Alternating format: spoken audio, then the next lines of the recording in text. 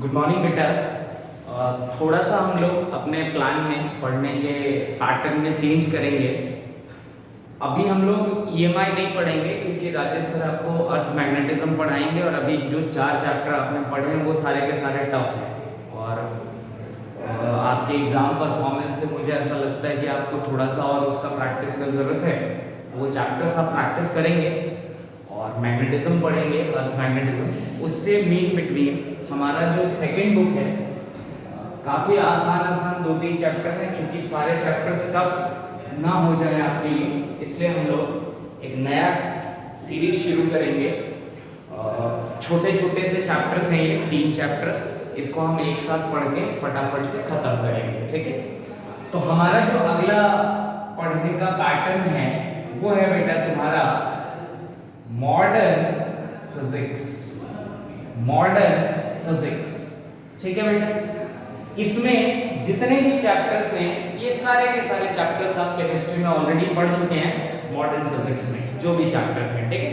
तो modern physics में हम लोग जो चैप्टर्स पढ़ते हैं वो है, सबसे पहला है आपका बेटा dual nature of matter and radiation. Dual nature of matter and radiation, ये आपका पहला चैप्टर होगा। दूसरा जो चैप्टर होगा बेटा, अच्छा इसी चैप्टर को हम लोग फोटो इलेक्ट्रिक इफेक्ट भी कहेंगे। Dual nature of matter and radiation में खास नहीं है, सिर्फ एक ही टॉपिक जो है बेटा वो पढ़ने वाला होता, मतलब जिसका चैप्टर का जिसका नाम भी आप दे सकते हैं, that is photo electric effect. फिर सेकेंड चैप्टर जो हम पढ़ेंगे वो पढ़ेंगे बेटा आपका एटम्स, ठीक है। फिर जो तीसरा चैप्टर हम इसमें पढ़ेंगे वो है आपका एक्स रेज, ठीक है। और जो चौथा चैप्टर हम इसमें पढ़ेंगे वो होगा बेटा आपका न्यूक्लियाई, ठीक है। तो ये अंडरस्टैंडिंग वाले चैप्टर्स हैं। न्यूक्लियाई थोड़ा सा थ्योरेटिकल अप्रोच रखता है, ठीक है, क्लियर है बात। तो न्यूक्लियाई जब हम पढ़ेंगे तो इसमें थोड़ी चीजें तुमको याद करनी पड़ेगी, बाकी ये सब समझने से काम हो जाएगा। जैसे जैसे हम करते जाएंगे वैसे वैसे समझते जाएंगे। अच्छा, ये जितने भी चैप्टर्स हैं ये सब आप 11th क्लास में पढ़ चुके हैं केमिस्ट्री में। फर्स्ट चैप्टर ही है आपका आई गेस एटॉमिक स्ट्रक्चर, उसमें सारी चीजें आप पढ़ चुके हो, उसी को मैंने चैप्टर बना के लिख दिया है, ठीक है। तो ये 4 चैप्टर्स या 4 टॉपिक्स हमें पढ़ने हैं मॉडर्न फिजिक्स में। सबसे पहला है आपका dual nature of matter and radiation, जिसको और हम नाम देते हैं बेटा फोटो इलेक्ट्रिक इफेक्ट का भी नाम देते हैं इसको, फोटो इलेक्ट्रिक इफेक्ट, क्योंकि इस चैप्टर में एक ही टॉपिक है जिसको बार-बार अलग-अलग तरीके से पढ़ाया जाता है, that is photo electric effect. फिर हमारा जो सेकंड चैप्टर है वो है एटम्स। फिर थर्ड चैप्टर है हमारा एक्स रेज और फोर्थ चैप्टर है बेटा हमारा न्यूक्लियाई, ठीक है। तो एक्स रे एक टॉपिक ही है जिसको मैंने बस चैप्टर का नाम दे दिया है, ठीक है। फिर एटम्स एक चैप्टर है आपका और न्यूक्लियाई एक चैप्टर है। तो शुरू करेंगे हम यहां से काम, ठीक है। तो देखो सबसे पहला टॉपिक जिसको बहुत ध्यान से समझना है, पहले हमें प्लेटफॉर्म बनाना पड़ेगा। तो देखो बेटा एक चीज होती है यहाँ पे एनर्जी, हम यहाँ पे एनर्जी की बात करते हैं। तो आज तक जो एनर्जी की एसआई यूनिट आपने पढ़ी है, एसआई यूनिट वो पढ़ी है joules. Joules is the SI unit of energy. तो जूल तो है ही, साथ में एक न्यू एसआई यूनिट आप पढ़ते हैं, new SI unit of energy. तो new SI unit of energy जो है यहाँ पे वो है आपका बेटा इलेक्ट्रॉन वोल्ट्स। इलेक्ट्रॉन वोल्ट्स, देखो केमिस्ट्री और फिजिक्स के इन टॉपिक्स में सिर्फ एक ही रिलेशन अलग चीज है। केमिस्ट्री में तुमने सारी यूनिट्स में जूल्स में पढ़ी होंगी, फिजिक्स में हम सारी यूनिट्स जितनी भी चीजें यहाँ हम पढ़ेंगे वो सब के सब पढ़ेंगे बेटा इलेक्ट्रॉन वोल्ट्स में। तो इलेक्ट्रॉन वोल्ट्स को लिखना कैसे, ई और V. This is our new SI unit of energy.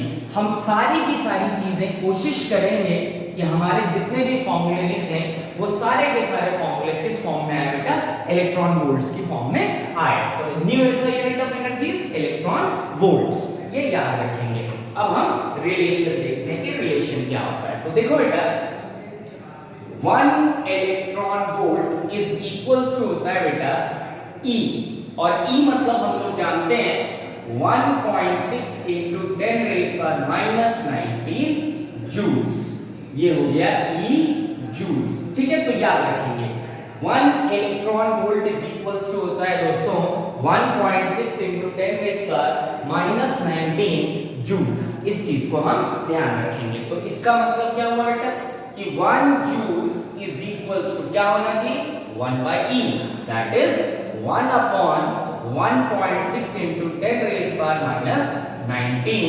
Electron volt. मतलब अगर आपका यूनिट या आपका वैल्यू जूल्स में गिवन है तो आप उसको E से डिवाइड कर दें तो किस में आ जाएगी बेटा यूनिट इलेक्ट्रॉन वोल्ट में आ जाएगी। और अगर इलेक्ट्रॉन वोल्ट में है और उसको जूल्स में कन्वर्ट करना है तो मल्टीप्लाई कर देंगे 1.6 × 10⁻⁻19 जूल्स से। तो याद रखेंगे सबसे पहली चीज जो हमने पढ़ी ये है आपकी बेटा क्या SI यूनिट नई एनर्जी की, वो क्या होती है इलेक्ट्रॉन वोल्ट, और relation 1 electron volt is equals to 1.6 × 10⁻⁻19 joules. 1 joule is equals to 1/E, मतलब 1/1.6 × 10⁻⁻19 इलेक्ट्रॉन वोल्ट्स। ठीक है जी, चलो तो अब आगे देखते हैं। सब लोग हेडिंग डालेंगे dual nature of matter, dual nature of matter and radiation, dual nature of matter and radiation, dual nature of matter and radiation. ठीक है, तो देखो dual nature of matter and radiation, dual nature of matter, dual nature of matter and radiation, dual nature of matter and radiation. ठीक है, तो देखो बेटा याद रखो एक चीज dual nature of matter and radiation.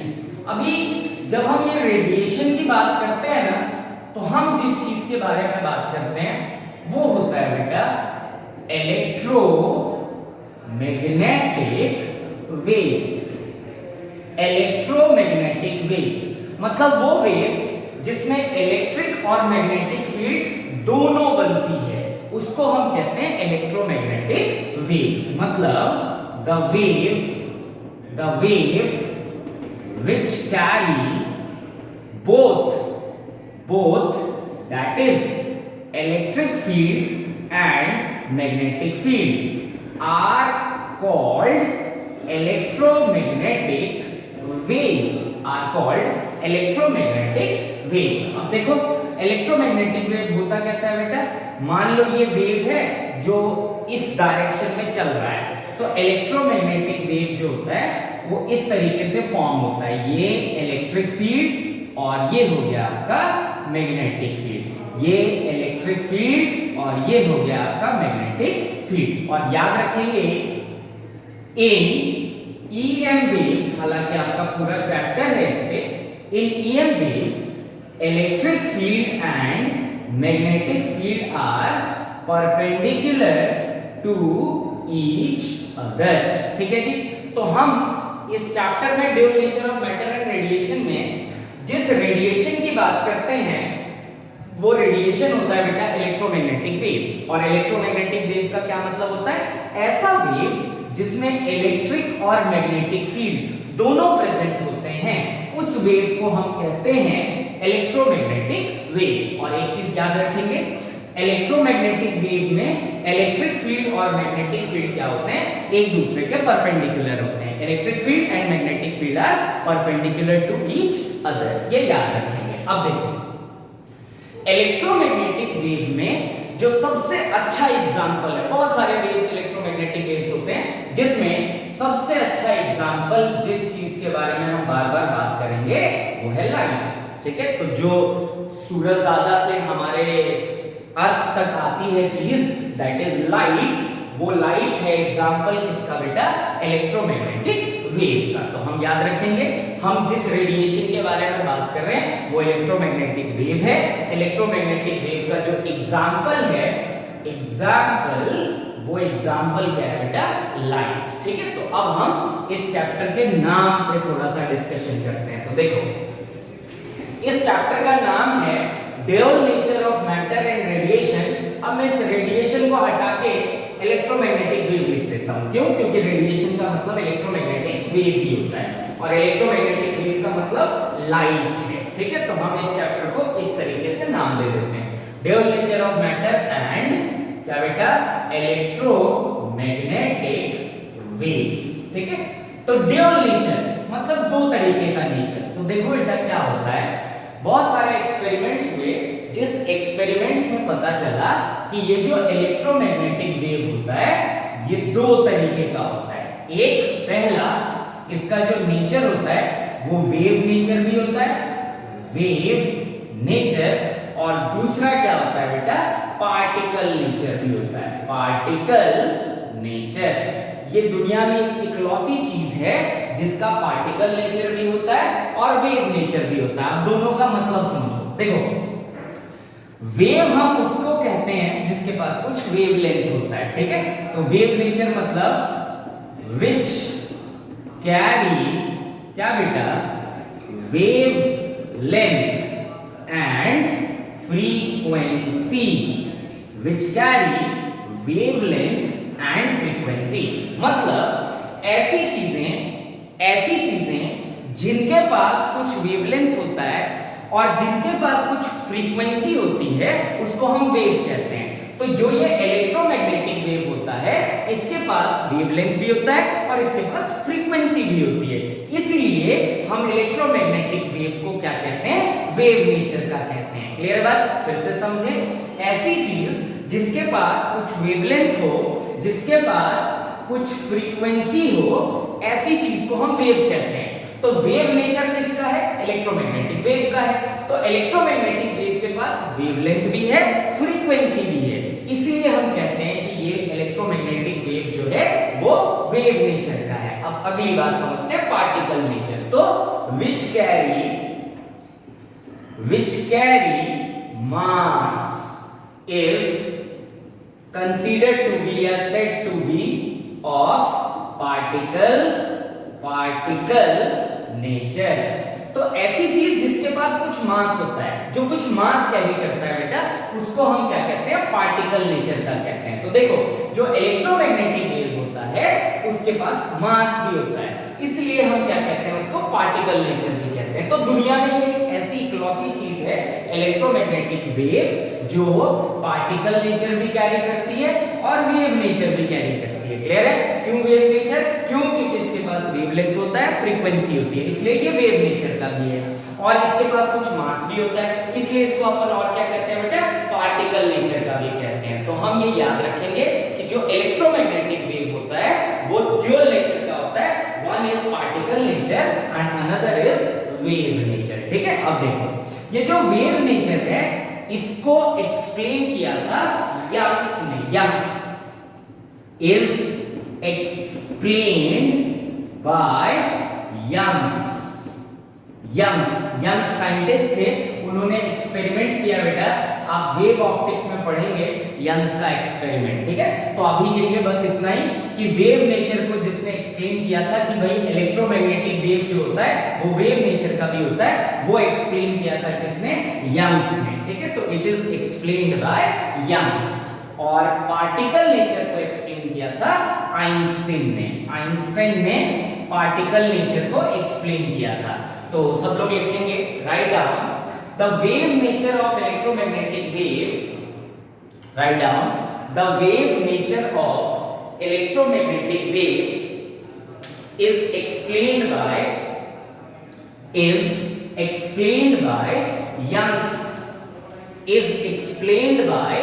Young's, whereas particle nature of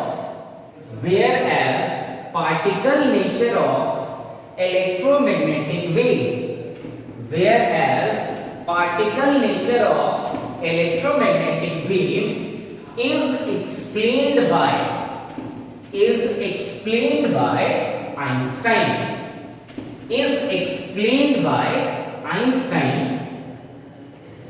is explained by Einstein, ठीक है बेटा। तो अब हेडिंग डालेंगे particle nature of electromagnetic wave, particle nature of electromagnetic waves, particle nature of electromagnetic waves. तो सबसे पहला point लिखेंगे, और देखो मैं जिस इलेक्ट्रोमैग्नेटिक वेव की बात कर रहा हूं वो क्या है बेटा, लाइट। तो अब मैं वर्ड लाइट यूज करूंगा, ठीक है। तो लिखो all lights are made up of, all lights are made up of particles. All lights are made up of particles called photons. तो देखो फोटोन जो होता है बेटा उसका मास होता है, समझ रहे हो बात को। तो अगर फोटोन का मास होता है और लाइट फोटोन से मिलकर बना है तो इसका मतलब क्या हुआ कि लाइट के पास मास होगा, और लाइट किसका एग्जांपल है, इलेक्ट्रोमैग्नेटिक वेव का एग्जांपल है। इसलिए हम इलेक्ट्रोमैग्नेटिक वेव को पार्टिकल नेचर का भी कहते हैं। तो all lights are made up of particle called photon which carry some mass and hence consider it to be a particle. अब मैं कुछ प्रॉपर्टीज लिखूंगा बेटा फोटोन की। तो राइट डाउन, हेडिंग डालेंगे properties of photons. First property, write down, they are the constituent particle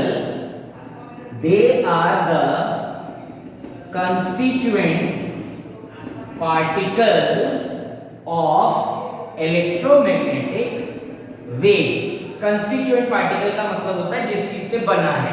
तो क्या है बेटा, photons are the constituent particle of electromagnetic wave. Photon are the constituent particle of electromagnetic wave. Second चीज बेटा,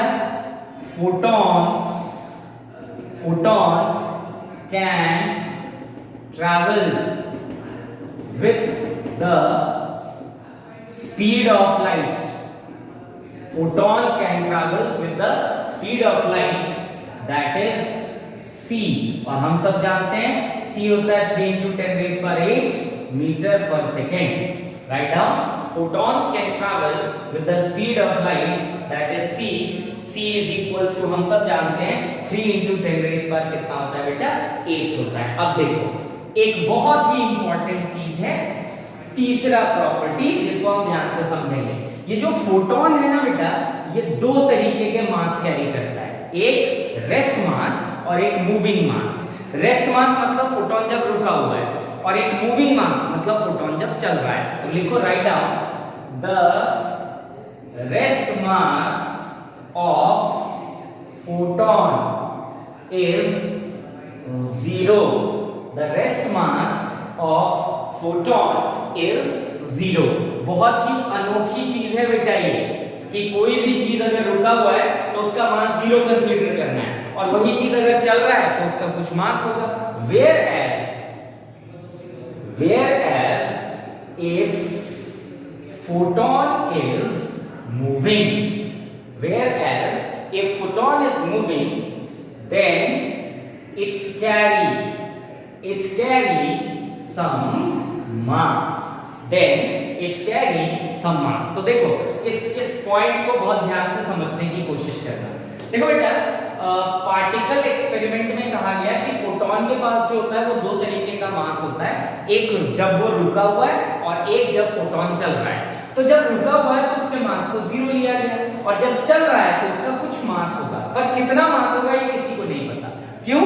क्योंकि इसकी जो स्पीड है बेटा वो है 3 × 10⁸ मीटर पर सेकेंड। अब कोई चीज अगर इतनी तेजी से चल रही हो और तुम उस कंडीशन में उसके मास को कैलकुलेट करना चाहते हो या मेजर करना चाहते हो तो वो पॉसिबल नहीं है।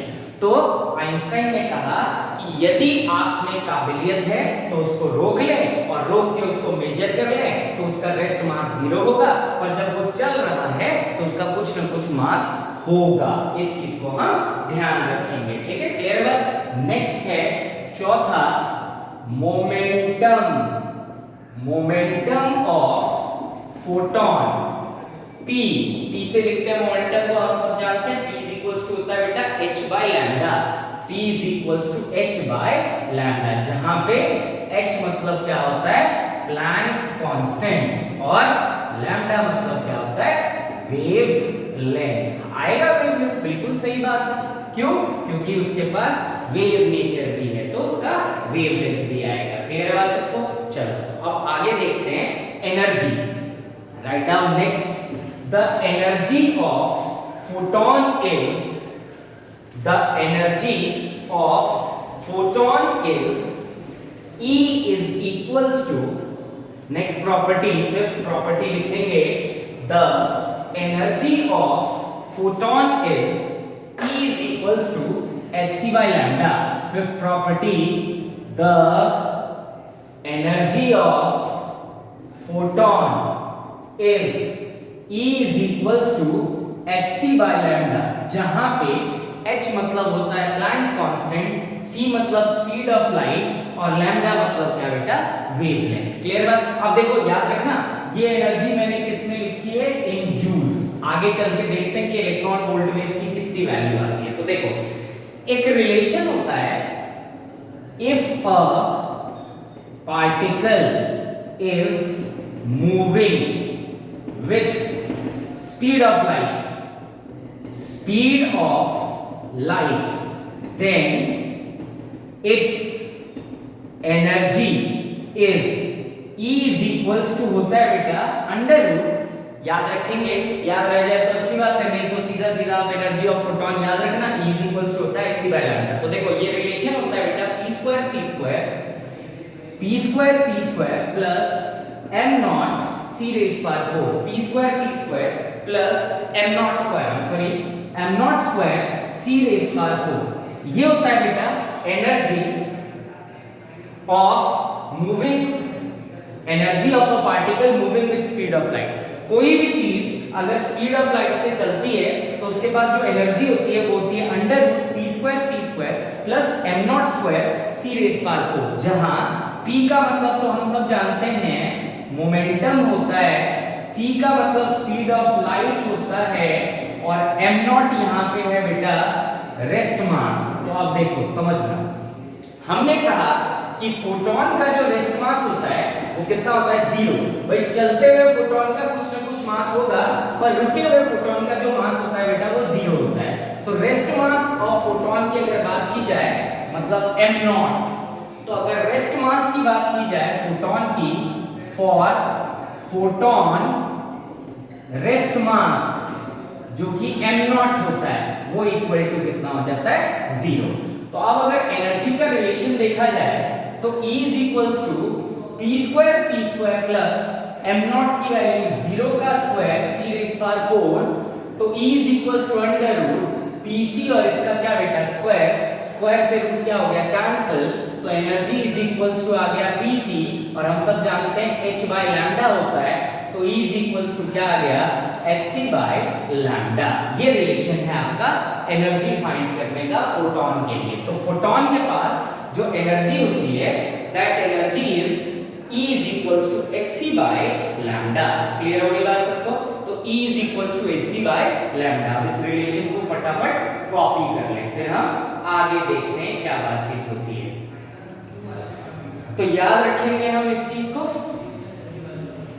कि अगर कोई चीज स्पीड ऑफ लाइट से चलती है तो उसके पास जो एनर्जी होती है वो एनर्जी होती है E is equals to p square c square plus m naught square c raised power 4 और उस पूरे का अंडर रूट। ठीक है, तो ये कुछ प्रॉपर्टीज जो थी जो हम इस्तेमाल करेंगे किसी भी पार्टिकल के लिए, और किसी भी पार्टिकल में हमसे, किसी भी पार्टिकल से हमारा मतलब हमेशा फोटोन से ही होगा जो कि लाइट का कॉन्स्टिट्यूएंट पार्टिकल है। चलो तो अब आगे देखते हैं, लिखो write down, for any electromagnetic wave,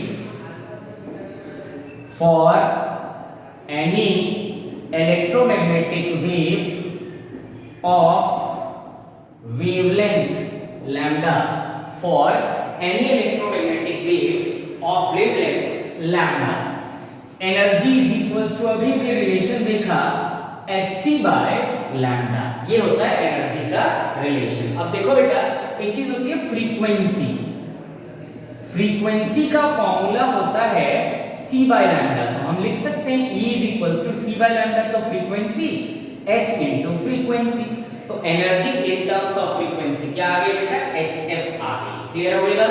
अब हम अगली बात देखते हैं SI यूनिट, तो राइट डाउन SI यूनिट, तो एनर्जी इज इक्वल्स टू है हमारे पास hc by lambda, जिसमें h का मतलब होता है प्लैंक्स कांस्टेंट, और इसकी वैल्यू कितनी होती है बेटा 6.63 into 10 raised power minus 34, this is the value of Planck's constant, इसको याद रखेंगे 6.63 into 10 raised power minus 34, ठीक है।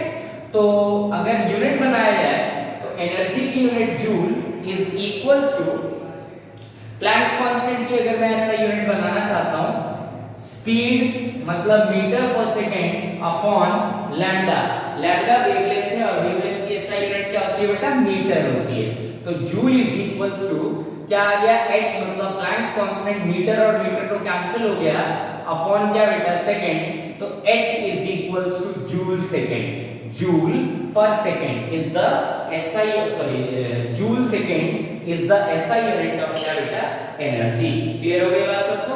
चलो, तो अब अगर मैं इसकी वैल्यू निकालूं रफली एनर्जी की जूल्स में, तो देखना जरा एनर्जी इन जूल्स कितनी आ जाती है, ठीक है। तो E इज इक्वल्स टू है hc बाय लैम्डा,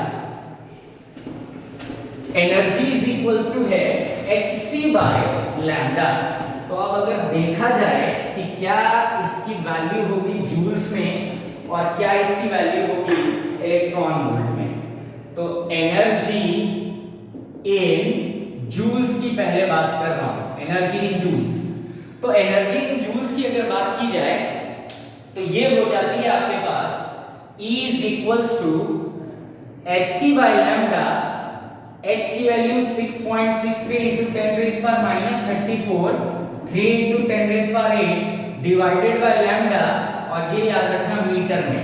तो जब आप इसको पूरे को सॉल्व करते हैं तो जो वैल्यू आती है रफली वो आती है बेटा 19.89 into 10 raised power minus 26 divided by lambda in metre, और ये जूल में होगी एनर्जी की यूनिट, तो write down energy in joules of a photon कितना होता है बेटा, it is 19.89 into 10 to the power minus 26 divided by lambda in metre, और ये किस में आ गई एनर्जी, जूल्स में आ गई। अब मैं एनर्जी इन इलेक्ट्रॉन वोल्ट निकालूंगा, तो write down energy in electron volt, write down energy in electron volts, energy in electron volts, energy in electron volt, energy in electron volt। तो जल्दी से हम सब ने देखा था कि 1 joule is equals to 1 upon 1.6 into 10 raised power minus 19 electron volt होता है, ठीक है। अब हमें एनर्जी का वैल्यू पता है E is equals to 19 point कितना आएगा बेटा 89 into 10 to the power minus 26 divided by lambda। अब इसी को हमें कन्वर्ट करना है इलेक्ट्रॉन वोल्ट में, तो ये लैम्डा था इन मीटर, मल्टीप्लाई कर देंगे इन इलेक्ट्रॉन वोल्ट में कन्वर्ट करना है हमको।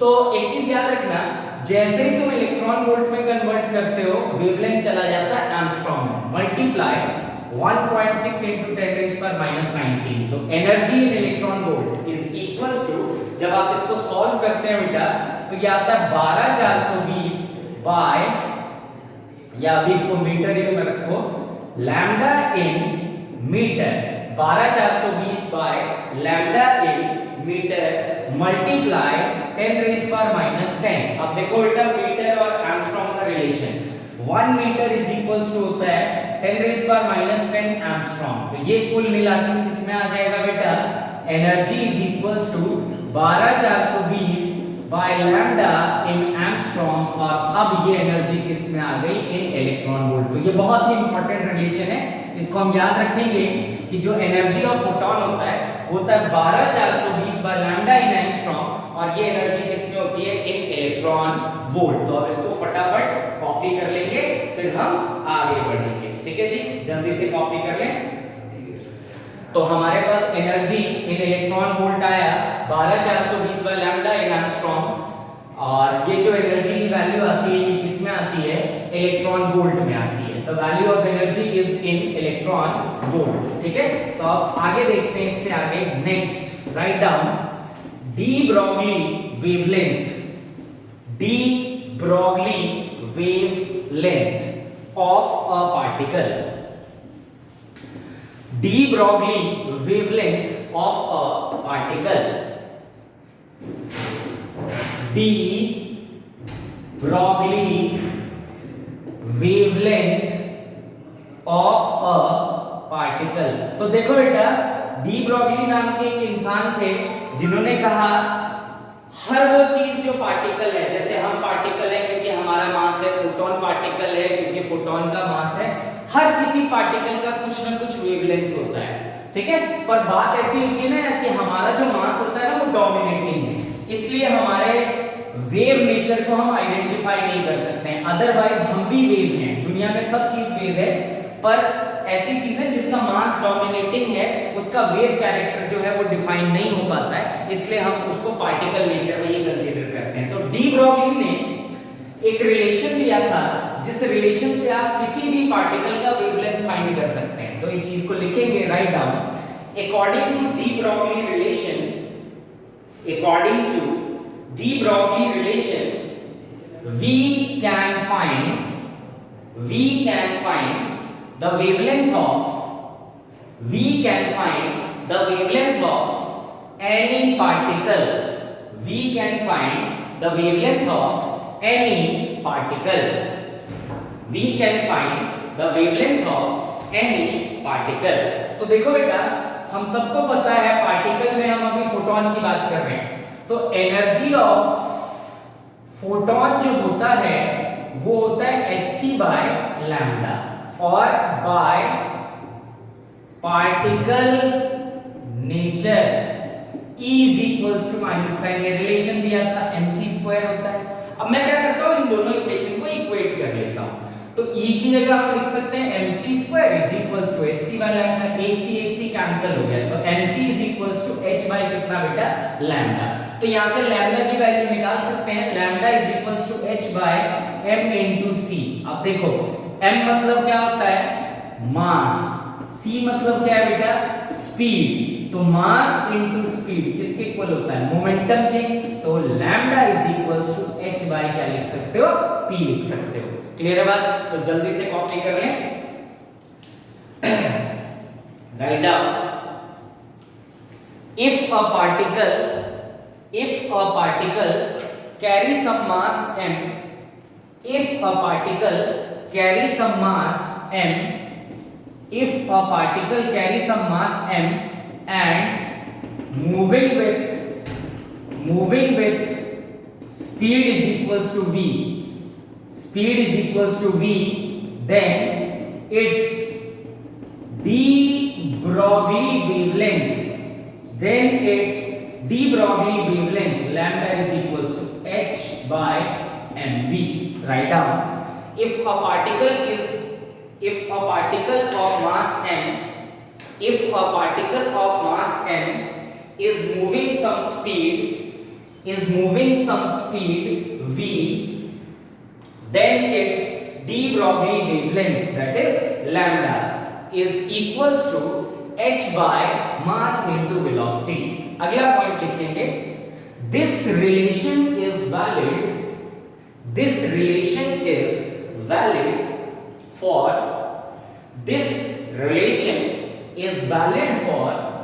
all the particle, this relation is valid for all the particle, अब ये जो रिलेशन है बेटा, ये दुनिया में सभी पार्टिकल्स के लिए वैलिड है। जितने भी पार्टिकल्स हैं, मान लो मैं हूं, मेरा मास लेट सपोज 75 किलो है, 75, और मैं 1 मीटर पर सेकंड की वेलोसिटी से चल रहा हूं, तो मेरा मास इनटू मेरी वेलोसिटी और ऊपर h है, डिवाइड कर दो तो मेरी वेवलेंथ तुमको मिल जाएगी। ठीक है, तो दुनिया में हर चीज जिसका कुछ मास है और वो चलता है, उसके वेवलेंथ को हम इस फार्मूले से क्या कर सकते हैं, फाइंड कर सकते हैं, निकाल सकते हैं। ठीक है, चलो अगला हेडिंग डालेंगे experimental explanation. Experimental explanation of a moving charge. Experimental explanation of a moving charge. Experimental explanation of a moving charge with the help of some external source. With the help of some external source. With the help of some external source. With the help of some external source. तो देखो बेटा ध्यान से समझना, मान लो मेरे पास ये एक मेटल का प्लेट है और ये एक दूसरा मेटल का प्लेट है। मैंने एक बैटरी से मेटल प्लेट को कनेक्ट कर दिया, प्लस माइनस V0 वोल्ट की बैटरी है। ठीक है, और इन मेटल प्लेट्स के बीच का डिस्टेंस मान लो कितना है, d है। ठीक है, मान लो मेरे पास इस मेटल प्लेट के बीच में एक चार्ज है, लेट सपोज प्लस q नाम का। ठीक है, पॉजिटिव नेचर का चार्ज है। बहुत ध्यान से समझना, इस टॉपिक को समझ जाओगे तो आगे कई सारे टॉपिक्स तुमको अपने आप समझ में आने लगेंगे। तो देखो बेटा होता क्या है कि यहाँ जो एक्सटर्नल सोर्स है ना, वो बैटरी है। This is your external source, ये हो गया आपका एक्सटर्नल सोर्स। अब होता क्या है बेटा, मान लो ये प्लेट A है और ये प्लेट B है, तो हम सबको दिख रहा है A प्लेट जो है वो पॉजिटिव टर्मिनल से कनेक्टेड है और B प्लेट जो है वो नेगेटिव टर्मिनल से कनेक्टेड है। तो इसका मतलब A का पोटेंशियल ज्यादा होगा V के पोटेंशियल से। क्यों? क्योंकि पॉजिटिव होता है हायर पोटेंशियल और नेगेटिव होता है लोअर पोटेंशियल। मान लो इन दोनों प्लेट्स के बीच में मैंने एक चार्ज को रख दिया जिसका नेचर प्लस q है और इसको कनेक्ट कर दिया मैंने एक बैटरी से। अब होता क्या है ना बेटा, दो मेटल प्लेट्स के बीच में हमेशा याद रखो, अगर किसी बैटरी को तुमने कनेक्ट किया है तो इस बैटरी का सिर्फ एक ही काम होता है, प्लेट्स के बीच में इलेक्ट्रिक फील्ड बनाना। तो हम लिख लेंगे the external source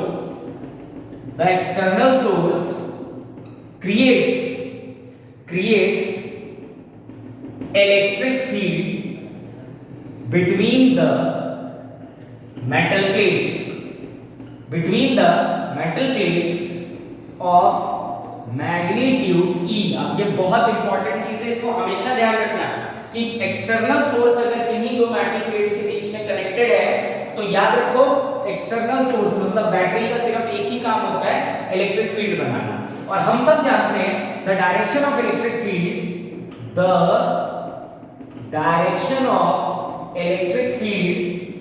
is from higher potential to lower potential, that is from A to B, A से B की तरफ। तो यहां आ गया इलेक्ट्रिक फील्ड। क्लियर हो गई बात, A से B की तरफ। तो अब अगर आपको याद हो तो हमने एक रिलेशन पढ़ा है V is equals to E into D, पर हमारे लिए पोटेंशियल यहाँ V0 है और सेपरेशन D है, तो V0 is equals to first chapter में मैंने आपको पढ़ा है E is equals to V by D होता है, तो V is equals to E into D हो जाएगा, मतलब V0 is equals to E into D। अब देखो ये जो मेटल प्लेट्स है इसके बीच में इलेक्ट्रिक फील्ड है और यहाँ पे एक पॉजिटिव चार्ज है। तो हम सब जानते हैं due to the presence of electric field, the charge experiences electric force। The charge experiences electric force और वो कितना होता है, F is equals to QE, और Q का मतलब हम E डाल दें तो तो F is equals to EE। तो हम सब जानते हैं बेटा कि under the presence of electric field एक चार्ज अगर पड़ा हुआ है तो उस पे फोर्स लगता है, तो इस चार्ज पे भी फोर्स लगेगा ऑफ मैग्नीट्यूड QE, और Q का मतलब E है तो F is equals to EE। और चूंकि पॉजिटिव चार्ज है तो जिस डायरेक्शन में इलेक्ट्रिक फील्ड है उसी डायरेक्शन में उसमें फोर्स लगेगा, तो इस डायरेक्शन में फोर्स लगा F इक्वल्स टू QE मतलब EE। क्लियर है बात सबको? अब हम सब जानते हैं बेटा इस पे फोर्स लगा तो ये कुछ d डिस्प्लेस हुआ, let the charge is displaced d, let the charge is displaced d। अब अगर चार्ज d डिस्प्लेस हुआ और इस पे फोर्स लग रहा है तो वर्क डन निकाल सकते हैं, और मैं आपको पहले ही बता चुका हूं बेटा वर्क डन जो होता है फोर्स की वजह से होता है, मतलब work done by electric force, work is equals to force into displacement into cos theta, force into displacement into cos theta. देखो फोर्स भी इधर डिस्प्लेसमेंट भी इधर, मतलब थीटा की वैल्यू कितनी हो गई 0, तो work done is equals to force into displacement, मतलब work done by electric force, force है E इनटू d। अब सबको दिख रहा होगा E इनटू d किसके इक्वल है बेटा पोटेंशियल के, जो कि V0 है, तो work done is equals to क्या आ गया E इनटू V0। क्लियर हो गई बात? जहां V0 का मतलब क्या है एक्सटर्नल पोटेंशियल और E का मतलब क्या है बेटा चार्ज, चार्ज की वैल्यू। क्लियर है? तो ये वर्क डन आ गया। अब याद रखो ये जो वर्क डन है ये वर्क डन जूल्स में है, जूल्स में, क्योंकि वर्क की ऐसा यूनिट भी जूल होती है, तो ये जो वर्क डन है ये जूल में है। एक वर्क डन हम इलेक्ट्रॉन वोल्ट में निकालेंगे। अब अगर आपको याद हो तो 11th क्लास में हमने पढ़ा है work energy theorem for single particle, तो अब मैं वर्क एनर्जी थ्योरम लगा के देखता हूं क्या बातचीत हो सकती है। तो लिखेंगे by work energy theorem, by work energy theorem, by work energy theorem for single particle, by work energy theorem for single particle. क्या होता है बेटा work done by all force is equals to change in kinetic energy. सभी forces मिलके particle से जो work कराते हैं उस वर्क की वजह से पार्टिकल की काइनेटिक एनर्जी क्या हो जाती है चेंज, मतलब work done is equals to k final minus k initial. अब देखो बिल्कुल शुरुआत में, बिल्कुल स्टार्टिंग में तो रेस्ट पे ही होगा चार्ज, तो इनिशियल काइनेटिक एनर्जी 0, तो work done is equals to k final, और k फाइनल को मैं k मान लेता हूं, तो work done is equals to किसके इक्वल आ गया k। अब वर्क डन तो हमें पता है E into V0, और k कितना होता है बेटा हाफ mv², मतलब 2e V0 by m is equals to v square, तो v इज इक्वल्स टू कितना आ गया under root 2e V0 by कितना m। This is the value of velocity of the moving charge. ये आ गई आपकी वेलोसिटी किसकी मूविंग चार्ज की। क्लियर है बात सबको? 2e V0 by m, जहां V0 का मतलब क्या है एक्सटर्नल पोटेंशियल, m का मतलब मास ऑफ चार्ज, और e का मतलब 1.6 × 10⁻⁻19। क्लियर हो गई बात सबको? तो जो हमारे पास वेलोसिटी आई वो आई under root 2e V0 m by 2e V0 by m। अब अगर मैं इसका डी ब्रॉगली वेवलेंथ निकालना चाहता हूं डी ब्रॉगली वेवलेंथ, अच्छा एक चीज देखा आपने, हाफ mv² अगर कर दें, मतलब काइनेटिक एनर्जी की टर्म में ले आए इसको, तो ला सकते हैं। तो देखते हैं अगर हम इस रिलेशन को in terms of kinetic energy निकालना चाहते हैं, तो देखो half mv² is equals to कितना आया, यह आया आपका E into V0, और ये किसके इक्वल है k के, तो k is equals to E into V0। ये हम याद रखेंगे, ठीक है। तो यहां से हमको पता है कि काइनेटिक एनर्जी जो होता है वो हाफ mv² होता है, half mv² is the value of kinetic energy half mv²। तो इन टर्म्स ऑफ अगर k देखा जाए तो हम लिख सकते हैं v² is equals to 2m, sorry 2, और ये यहाँ पे k by m, तो यहाँ से v is equals to under root 2k by m लिखा जा सकता है, ठीक है। तो ये आ गई वेलोसिटी की रिलेशन। अब यहाँ से अगर मैं इसका डी ब्रॉगली वेवलेंथ निकालना चाहता हूँ, तो डी ब्रॉगली वेवलेंथ होता है डी ब्रॉगली वेवलेंथ की अगर बात करें तो लैम्डा इज इक्वल्स टू, अगर आपको याद हो तो h बाय mv होता है, और v की वैल्यू हम निकाल चुके हैं m into under root 2k by क्या बेटा m। अब इस m को अगर अंदर ले जाओ तो lambda is equals to h by under root 2k m square by m से m कैंसिल, तो lambda is equals to h by under root 2mk।